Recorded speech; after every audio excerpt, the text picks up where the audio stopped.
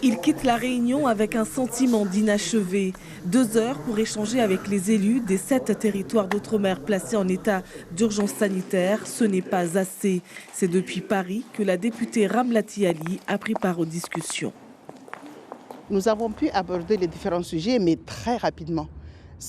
On a survolé les dossiers, notamment ce qui se passe à Mayotte comme dans tous les territoires. Cette crise a fragilisé les transports et ça a fragilisé nos entreprises.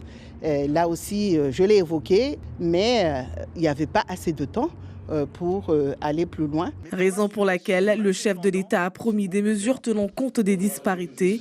Emmanuel Macron souhaitait surtout annoncer aux élus ses décisions.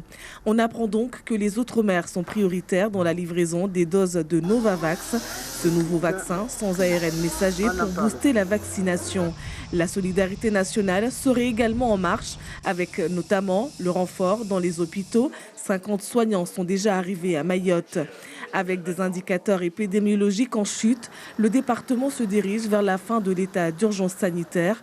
Les Mahorais ont fait le vœu de garder certains avantages. Nous avons aussi proposé, demandé le maintien des accompagnements du monde économique. Nous savons que nos économies ici à Mayotte et dans l'ensemble de l'outre-mer se retrouvent très fragilisées. Le président et les ministres qui l'ont accompagné ont promis de prolonger les mesures d'aide, qu'elles soient économiques ou qu'elles soient des mesures de solidarité.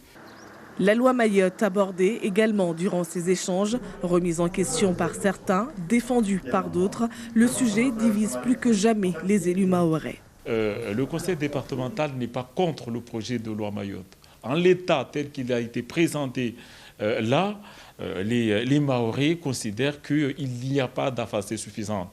Donc nous sommes ouverts à réétudier d'autres propositions, mais pas les propositions que nous avons connues là. Nous sommes là pour travailler dans l'intérêt de la population et par conséquent, ce que nous voulons, c'est une trajectoire claire, définie, rythmée vers la convergence des droits sociaux, parce que c'est ça le sujet. Et ma question au président de la République a consisté à dire « j'ai l'impression qu'il y a un malentendu plus qu'un problème de fond », parce que de part et d'autre, nous disons sensiblement la même chose.